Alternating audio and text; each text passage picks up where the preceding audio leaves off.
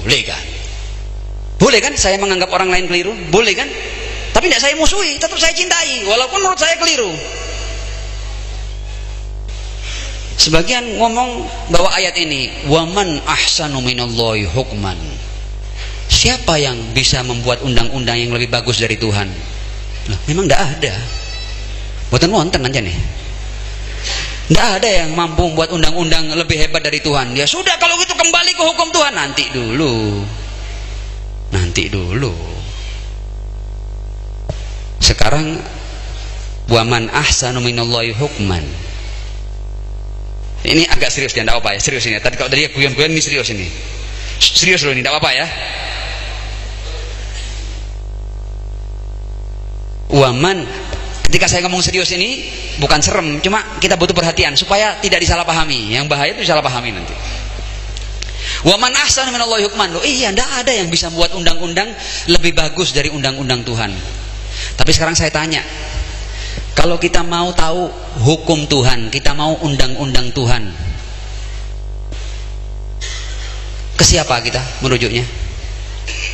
Kalau kita ini loh mau tahu undang-undang Tuhan, kita mau tahu agama, kita ke siapa merujuknya? Ke ulama toh. Di zaman ini Nabi kan tidak ada sekarang. Kalau Nabi ada sekarang ya tidak perlu ulama, Nabi. Betul tidak? Jadi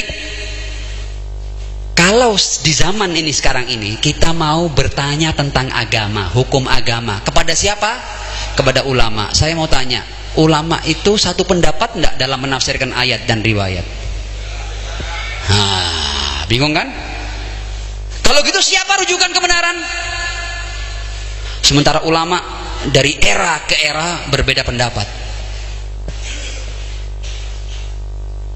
Loh, memang tidak ada yang lebih bagus undang-undangnya daripada Tuhan. Tapi siapa yang memahami undang-undang Tuhan? Kalau di zaman Nabi wakil resmi Tuhan ada, nah kita berbeda pendapat, satu memahami ayat begini, satu memahami ayat begitu, tinggal datang ke Nabi niki anu geger gini, punya perbedaan pendapat. Satu menafsirkan ayat ini begini, satu begini. Yang benar bagaimana? Oh, Nabi bisa mengatakan dua-duanya salah, yang benar ini loh. Yang kamu yang benar, yang kamu yang salah. Tapi sekarang ini ulama ini dari waktu ke waktu berbeda pendapat tentang agama. Kita merujuk ke siapa? Kalau tidak ada wakil resmi Tuhan? Waman ahsanu minallahi hukman, betul. Tapi kalau kita sekarang ini mau pakai agama dalam tafsiran siapa? Para ulama ini. Ya Allah, kalau sejarah ikhtilaf nanti Pak Yai biar cerita ya. Ikhtilaf di antara ulama ini hanya urusan beda menafsirkan ayat dan riwayat ini, sudah berapa banyak darah yang tertumpah. Hanya urusan menafsirkan ayat dan riwayat.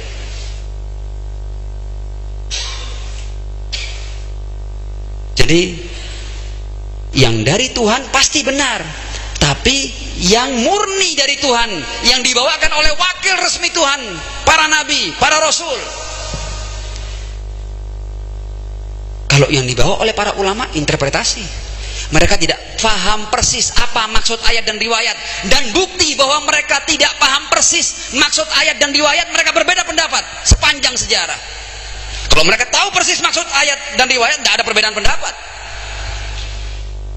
Adanya banyak perbedaan pendapat ini menunjukkan bahwa mereka tidak paham persis, makanya berbeda.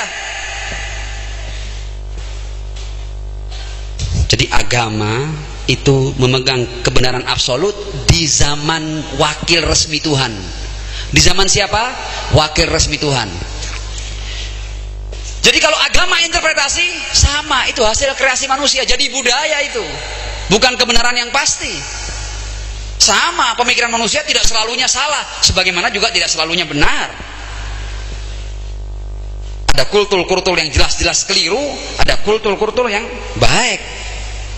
Banyak kultur yang jelas-jelas keliru adalah membunuh bayi perempuan hidup-hidup karena takut tidak bisa berikan makan. Nah, ini jelas kultur, ini budaya di sebuah masyarakat jahiliyah, dan itu jelas salahnya, hasil pemikiran manusia dan keliru. Naam. Kalau begitu bagaimana solusinya nih? Solusinya bagaimana? Solusinya kita harus hidup dengan kesepakatan. Sampai nanti datangnya wakil resmi Tuhan. Di zaman tidak adanya wakil resmi Tuhan, ulama tidak bisa jadi rujukan. Bukan berarti kita merendahkan ulama, sebab mereka berbeda pendapat dalam banyak hal. Tidak bisa jadi rujukan.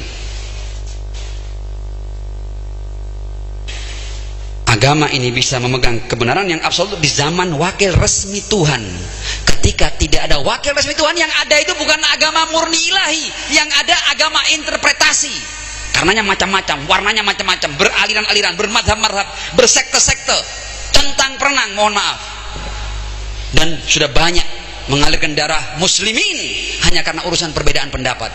Kan gue harus stop itu. Tidak boleh diteruskan. Sebab perintahnya Allah bersatulah.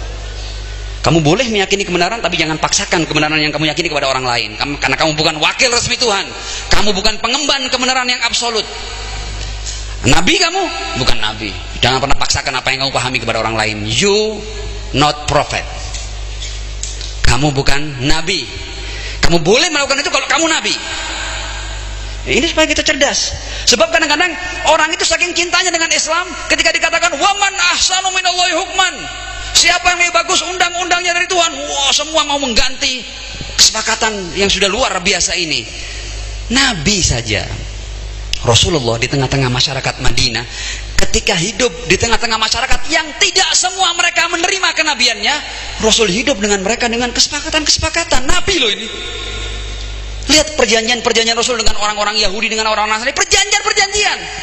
Sebab apa? Sebab mereka tidak meyakini kenabiannya. Kebenaran absolut dari saya ini akan diterima kepada orang-orang yang mengimani saya. Tapi ada orang-orang yang tidak mengimani saya, meskipun saya mengemban kebenaran absolut, saya tidak bisa hidup bersama kecuali lewat kesepakatan-kesepakatan, perjanjian di antara kita, ada tanda tangan kita. Masa kita mau lebih laju dari Nabi? Jangan dong. Jangan. Free kick nanti. Itu kartunya bukan merah lagi, lorek itu sudah terlalu pelanggaran. Kalau kita mau balap Kanjeng Nabi, buatan saya, jangan balap Kanjeng Nabi. Kita harus ikut di belakangnya. Wa ma atakumur rasulu fakhudhuhu wa ma nahakum anhu fantahu. Nah, sekarang ini sudah di akhir ya. Mohon maaf kalau kepanjangan.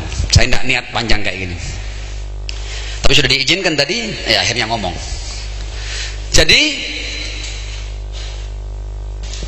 di zaman belum datangnya wakil resmi Tuhan, pandai-pandainya kita membuat kesepakatan di antara kita. Kita ini yang sudah multi etnis, multi ras, multi suku, multi agama, multi madhab, multi sekte, multi pemahaman, yang kadang-kadang sesama pengikut madhab Syafi'i, apa dikira pandangannya ketika menerjemahkan fatwanya Syafi'i sama semuanya? Tidak, beda-beda.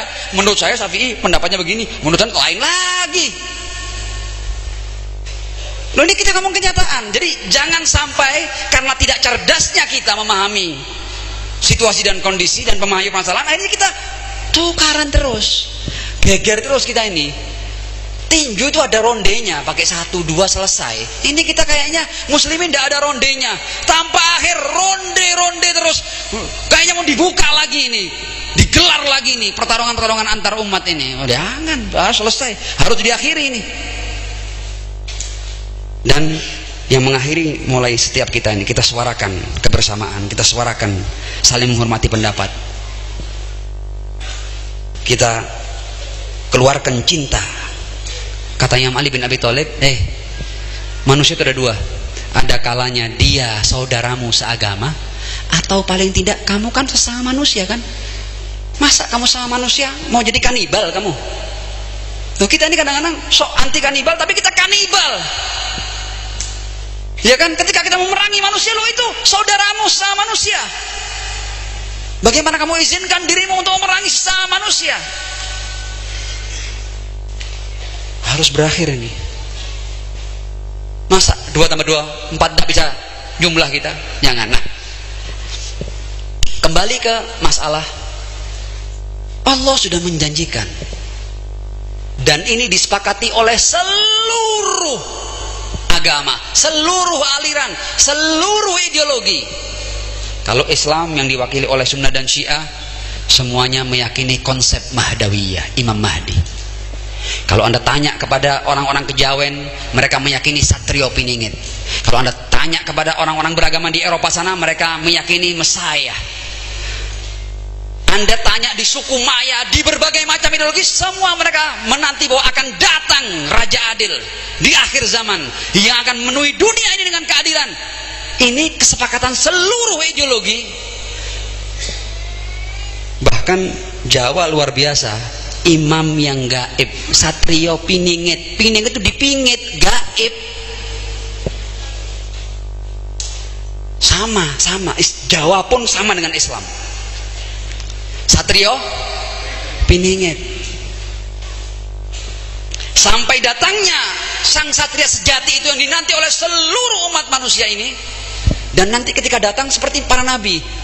Betul, dia bukan nabi, dia tidak akan bawa risalah baru. Dia akan menjadikan risalah yang dibawa oleh Muhammad sallallahu alaihi wasallam memenuhi seluruh penjuru dunia ini dengan keadilan. Tapi dengan mukjizat. Apa mukjizatnya? Jadi tidak laku. Ada orang mengaku Imam Mahdi, tidak laku. Nanti itu seperti ketika Nabi itu ngomong saya Nabi, bawa Al-Quran, mukjizat. Nabi Musa ngaku dia Nabi, tongkatnya mengalahkan seluruh tukang sihir, tongkatnya membelah lautan, tongkatnya menenggelamkan Firaun. Ada mukjizat, ada bukti. Wakil resmi Tuhan selalu dengan mukjizat, selalu dengan i'jaz.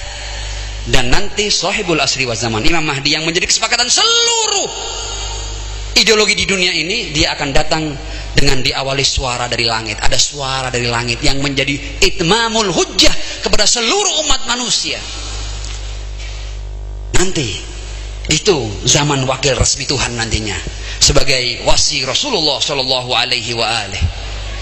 Kita berdoa mudah-mudahan zaman itu segera disegerakan oleh Allah Subhanahu wa taala. Tapi sebelum zaman itu datang, maka yang membuat kita bisa hidup bersama adalah rajutan-rajutan di antara kita. Dan kita sudah punya rajutan yang luar biasa. Kita punya rajutan Pancasila. Kita punya rajutan Bhinneka Tunggal Ika. Kita punya rajutan NKRI dan kita punya rajutan UUD 45. Dan jangan dirobek rajutan ini. Rasul saja dengan orang-orang Nasrani Yahudi yang tidak mengakui kenabiannya, Rasul buat perjanjian-perjanjian. Dan pendiri bangsa ini, orang-orang yang meneteskan darah untuk merdekanya bangsa ini, untuk terciptanya republik ini, sudah membuat rajutan. Jangan diusir lagi rajutan ini. Karena itu NKRI harga merdeka. Hidup Pancasila. Hidup Bhinneka Tunggal Ika. Salli ala Muhammad wa ali Muhammad wa ajil farajahum. Lalu di mana kalau gitu peran agama loh? Kalau Anda ini seorang muslim, tunjukkan sebagai seorang muslim sumbangsih terbesar Anda kepada umat manusia. Kalau Anda seorang Buddha, tunjukkan sumbangsih Anda kepada seluruh umat manusia. Kalau Anda seorang Hindu, ini kita pakai frame fastabiqul khairat. Punya frame-nya. Kalau Anda muslim, hal terbaik apa yang bisa Anda persembahkan untuk bangsa dan negara Anda? Harus begitu. Jangan untuk mengikut yang lain. Khairun nas anfa'uhum linnas.